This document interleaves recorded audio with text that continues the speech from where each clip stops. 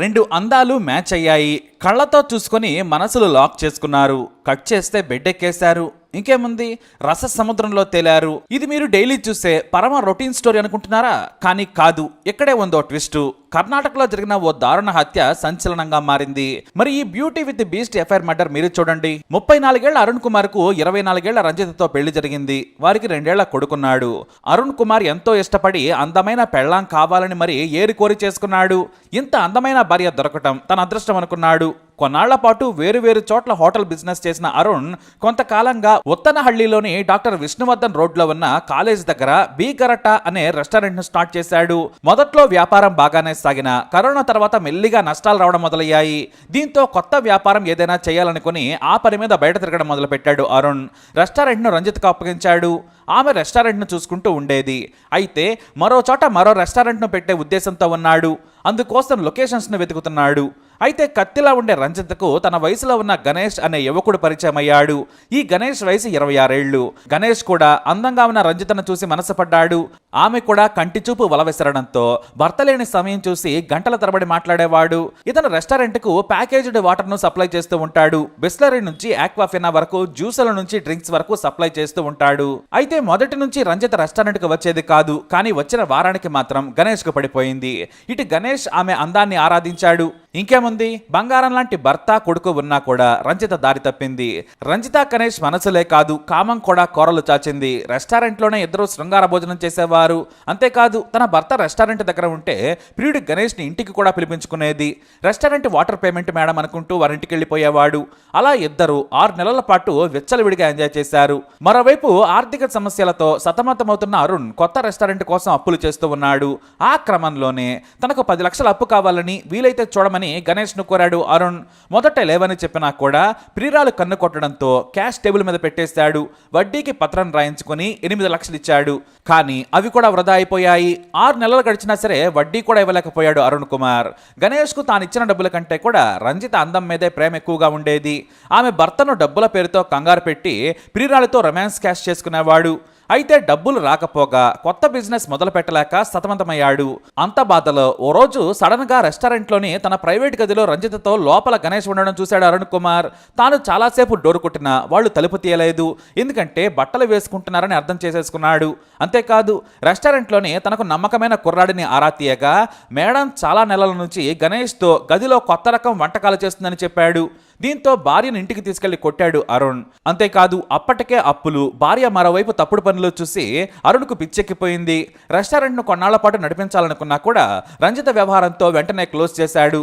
కానీ గణేష్ మాత్రం నువ్వు బిజినెస్ క్లోజ్ చేస్తే నా డబ్బుల సంగతి ఏంటని నిలదీశాడు. తనకు 3 నెలల సమయం ఇస్తే మొత్తం సెటిల్ చేస్తానని చెప్పాడు. అయితే రంజిత ఏదో ఒక కారణంతో బయటికి వెళ్లి ప్రియుడు గణేష్ ను కలిసేది. ఎంత వద్దని వారించినా కూడా ఆమె పూర్తిగా గణేష్ మైకంలో పడిపోయింది. చూడటానికి కూడా బాగానే ఉన్న గణేష్ ను చూసి నువ్వు హీరోలా ఉంటావని పొగిడేది. అతను కూడా నువ్వు హీరోయిన్ అనేవాడు. డబ్బా కొట్టేసుకునేవారు. ఇలా ఒకరి అందాన్ని ఒకరు పొగుడుకొని అరుణ్ కుమార్ చెవిలో పూలు, తలపై టోపీ పెట్టేశారు. అయితే తనను కాదని రంజిత తన ప్రియుడిని కలుస్తోందని గ్రహించిన అరుణ్ ఈసారి ఆమె ప్రియుడిని కూడా హెచ్చరించాడు. దీంతో ముందు నా డబ్బులిచ్చి మాట్లాడాలని గొడవ పెట్టుకునేవాడు. ఆ కోపాన్ని భార్యపై చూపించేవాడు అరుణ్. రంజిత కొడితేనో భయపెడితేనో భర్తకు వినే పరిస్థితిలో లేదు. అతని ఆర్థిక పరిస్థితి కూడా బాగోలేకపోవడంతో చాలా చీప్ గా కనిపించేశాడు. మామూలుగా భర్త కష్టాల్లో పాలు పంచుకుని ముందుకు సాగాలి. కానీ రంజిత మాత్రం నాగుపాములా విషకన్య అవతారం ఎత్తింది. కానీ ఎంతకీ కూడా ప్రియుడిని కలుసుకోనివ్వకుండా భర్త అడ్డుపడుతూ ఉన్నాడు. ఆమె తన మనసుకు నచ్చిన, శరీరం మెచ్చిన ప్రియుడు గణేష్ మత్తులో ఉండిపోయింది. అతనితో ఎడబాటును తట్టుకోలేకపోయింది. గణేష్ ను కలవకుండా ఇంట్లో తన వారిని పెట్టేశాడు అరుణ్. మరోవైపు గణేష్ ను తన ఇంటికి రాకుండా కట్టడి చేసేశాడు. ఫోన్లు కూడా చేయొద్దని హెచ్చరించాడు. ఇంకేముంది, ఏదో ఒక సమయంలో బాత్రూంలోకి వెళ్లి మరీ ప్రియుడితో మాట్లాడేసేది. అదే సమయంలో తన మొగుడు రానివ్వడం లేదు, నిన్ను చూడాలని ఉందని చెప్పి ఏడ్చేసేది. ఏం చేద్దామంటే అడ్డు లేకుండా చేయగలిగితే చేయమని license to kill order pass చేసేసింది. ప్రతిరోజు హెల్మెట్ పెట్టుకుని ప్రియురాలి ఇంటి చుట్టూ తిరిగేవాడు గణేష్. ఆమె బాల్కనీలోకి వచ్చి చూసి 10 వాట్స్ ఎల్ఈడి స్మైల్ ఇచ్చి వెళ్లిపోయేది. అసలు ఇది లేకున్నా నయనానందం చాలనుకున్నారు. ఇక అరుణ్ కుమార్ ను చంపేందుకు గణేష్ తన దగ్గరి స్నేహితులకు విషయం చెప్పాడు. అరుణ్ను చంపేందుకు సాయం చేస్తే భారీగా డబ్బిస్తానని చెప్పి అడ్వాన్స్ కూడా వారి చేతిలో పెట్టాడు. పైకి చూడటానికి అందంగా ఉన్న రంజిత గణేష్ ని తొందరపడద్దని చెప్పింది. వారం పాటు ఆ హత్యని వాయిదా వేయించింది. ఎందుకంటే హత్య జరగాలి కానీ రక్తం అంటకూడదు, హత్య మనం చేయించిన పేరు మాత్రం బయటకు రాకుండా ఉండాలనేది ఆమె వెధవ ఐడియా. ఒక్కసారి ఈ ఫోటో చూడండి, తన భర్తతో దిగిన ఫోటో ఇది. ఆమె ముఖం చూస్తే ఇంత నీచమైంది అనుకుంటామా? కానీ అంతకంటే మోస్ట్ డేంజర్. తొలి ఏకాదశికి నేను పుట్టింటికి వెళుతున్నాను, నేను వెళ్ళాక నా మొగుడిని నేసేయండి, ఆ తర్వాత కూడా నాకు కాల్స్ చేయొద్దు, మెసేజ్లు కూడా పెట్టొద్దని గణేష్ ని హెచ్చరించింది. ప్రియురాలి మాటలకు జీ హుజూర్ అన్నాడు ప్రియుడు. తొలి ఏకాదశి కోసం కొడుకుని తీసుకుని పుట్టింటికి వెళ్ళింది రంజిత. జూన్ 28న రంజిత తన ఇంటికి చేరుకున్నానని ప్రియుడికి సమాచారం ఇచ్చింది. మరోవైపు ఇంట్లో అరుణ్ ఒంటరిగా ఉంటున్నాడు. దీంతో సాయంత్రం వేళ హోటల్లో తిరుగుదామా, నేను స్లీపింగ్ పార్ట్నర్ గా ఉంటానంటూ అరుణ్ కు ఫోన్ చేశాడు గణేష్. అతను మొదట వద్దన్నాడు, కానీ పెట్టుబడి సంగతి నేను చూసుకుంటాను, నువ్వు అప్పు కూడా ఇవ్వాల్సిన అవసరం లేదు, లాభాలు వచ్చాక నెలకు కొంత తీసుకుంటానన్నాడు. అయినా తన భార్యతో అక్రమబంధం పెట్టుకున్న గణేష్ తో వ్యాపారం చేయడం ఇష్టం లేదు. కానీ అప్పుల బాధ తట్టుకోలేక ఓసారి మాట్లాడదామనుకున్నాడు. అక్కడే బార్లో మందు తాగుతూ మాట్లాడుకుందామన్నాడు. సరేనని ఇంట్లో ఒంటరిగా ఉన్న అరుణ్ బలవంతంగా వెళ్ళాడు. వాస్తవానికి అతను వద్దంటే అప్పు గురించి ఒత్తిడి చేస్తాడనేది అతని భయం. అరుణ్ తో కలిసి ఫుల్గా మద్యం తాగాడు గణేష్. మందంతా తాగేశాక తనను కూడా ఇంటికి తీసుకెళ్లమని అరుణ్ బైక్ ఎక్కాడు గణేష్. అప్పటికే దారిలో తన ముగ్గురు స్నేహితులు రెడీగా ఉన్నారు. లొకేషన్ దగ్గర బైక్ ను ఆపించి మూత్రం పోస్తూ కాల్ చేశాడు. ఇంకేముంది, నిమిషంలో వచ్చిన ముగ్గురు స్నేహితులు దారుణంగా కత్తులతో అరుణ్ను చీకట్లో నరికి చంపారు. ఆ తర్వాత మృతదేహాన్ని చెట్ల పొదల్లోకి విసిరేసి వెళ్లిపోయారు. భర్తకు రాత్రి 10 గంటలకు కాల్ చేసింది రంజిత. స్విచ్ ఆఫ్ అని వచ్చింది. అంటే కేల్కతమైందని ఖుషి అయిపోయింది. ఏమి తెలియనట్టే హారతినియవే అంటూ ఏకాదశి పూజలు చేసింది ఈ కిలాడి చార్ సౌబీస్ రంజిత. అంటే పండగ పొట్టే మొగుడిని చంపేసేసి పూజలు మొదలుపెట్టింది. ఆ మర్నాడు ఉదయం దక్షిణ బెంగళూరు నైస్ రోడ్లోని దారిలో వాకింగ్కి వెళుతున్న ఓ వ్యక్తి చెట్ల పొదల్లో ఉన్న మృతదేహాన్ని చూసి షాక్ అయ్యాడు. వెంటనే కంట్రోల్ రూమ్ కి సమాచారం ఇచ్చాడు.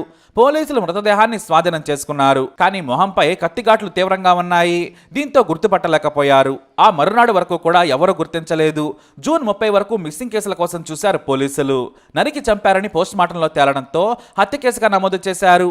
అయితే జూన్ 30న అరుణ్ కుమార్ అనే వ్యక్తి కనిపించడం లేదని పోలీసులకు అతని తల్లిదండ్రులు కంప్లైంట్ చేశారు. మృతదేహం చూపించడంతో తమ బిడ్డనని రోధించారు తల్లిదండ్రులు. అయితే పోలీసులు వెతికే సమయానికి అతని భార్య రంజిత ఊళ్ళో ఉంది. విషయం తెలిసి వచ్చి భర్త మృతదేహం పైబడి రోధించింది. మమ్మల్ని అనాథలను చేసి వెళ్ళావా అంటూ రంజిత ఏడుస్తుంటే అంతా కన్నీళ్లు పెట్టుకున్నారు. అంత్యక్రియలు ముగిసిన తర్వాత రంజితను అదుపులోకి తీసుకుని ప్రశ్నించారు పోలీసులు. జూన్ 28న ఊరెళ్తే భర్తకు ఎందుకు ఫోన్ చేయలేదని నిలదీశారు. నేను ఫోన్ చేసినా ఫోన్ కనెక్ట్ కాలేదు, బహుశా అతను బిజీగా ఉన్నారేమో అనుకున్నాను. ఈ మధ్య అప్పులు ఎక్కువ కావడంతో ఫోన్ స్విచ్ ఆఫ్ చేస్తున్నారు, అందుకే తనకు అనుమానం రాలేదని తెలిసింది. కనీసం కొడుకు ఎలా ఉన్నాడని అడగడానికైనా కాల్ చేస్తాడు కదా, అతను చేయకుంటే నీకు అనుమానం రాలేదని అడిగినా కూడా సివిల్స్ ఇంటర్వ్యూలో క్యాండిడేట్లు సమాధానం చెప్పినట్లు చాలా కాన్ఫిడెంట్గా పోలీసులకు టకటకమని ఆన్సర్లు ఇచ్చేస్తోంది రంజిత. దీంతో పోలీసులకు మరింత అనుమానం కలిగింది. ఆమె ఫోన్ను స్వాధీనం చేసుకున్నారు. ఫోన్లో తన ప్రియుడు కాల్ డేటా, వాట్సాప్ డేటా మొత్తం విమ్ సబ్బుతో రుద్దినట్లు నీట్గా క్లీన్ చేసింది. పోలీసులు ఆమె ఫోన్ కాల్ డేటాను తీయగా గణేష్తో ఆమెకు ఉన్న కప్లింగ్ మీద దడ్ వ్యవహారం మొత్తం బయటపడింది. చాలా వ్యూహాత్మకంగా తన వాటర్ బాటిల్ గోడౌన్లో ఉన్న గణేష్ను మఫ్తీలో ఉన్న క్రైమ్ బ్రాంచ్ పోలీసులు ఎత్తుకొచ్చేశారు. అతని ఫోన్ తీసుకుని చూడగా ఇద్దరి మధ్య సాగిన ముద్దులాట నుంచి కితకతలో గుసగుసలో మొత్తం అతని ఫోన్లో ఉన్నాయి. అంతేకాదు ఇద్దరి ఏకాంత సేవ దృశ్య చిత్రాలు కూడా దర్శనమిచ్చాయి. దీంతో రంజితకు ఫోటోలు చూపించి ప్రశ్నించగా వాటర్ బాటిల్స్ నుంచి ఎఫ్ఐఆర్ వరకు మొత్తం చెప్పేసింది. మరోపక్క గణేష్ను తంతే మొత్తం కక్కాడు. కానీ హత్య చేయమని చెప్పింది మాత్రం రంజితే. ఆమె కోసమే చంపాను, భర్త లేకుంటే మనం జీవితాంతం కలిసి ఉండొచ్చని చెప్పిందని ప్రియురాల మీద నెపన్నెట్టేశాడు. ఇటు రంజిత మాత్రం చాలా శుతిమెత్తగా సున్నితంగా సమాధానాలు చెప్పింది. ఆ తర్వాత మిగతా ముగ్గురు హంతకులను కూడా జైల్లో వేశారు. అలా వాటర్ బాటిల్స్ వేసేందుకు వెళ్లిన గణేష్ ను పట్టింది రంజిత. ఇద్దరూ కలిసి అరుణ్ను లేపేసి మట్టిలో కలిపేశారు. ఎంతో అందంగా నవ్వుతూ భర్తతో దిగిన రంజిత ఫోటోను చూసి అసలు హత్య చేయించింది ఈమెనా అని షాక్ అయిపోతున్నారు బంధువులు. అందంగా ఉందని తెచ్చుకుంటే ఆ అందంతోనే కోసి భర్తను చంపేసింది రంజిత. ఈ ఘటన కర్ణాటకలో సంచలనంగా మారింది. మరి రంజితనే మించిపోయిన రంజితపై మీ అభిప్రాయం ఏంటి? కమెంట్ ద్వారా తెలియజేయండి. ఈ వీడియో అప్డేట్స్ కోసం మై ఛానల్ ఫాలో అవ్వండి. అలాగే తప్పకుండా సబ్స్క్రైబ్ చేసుకోండి.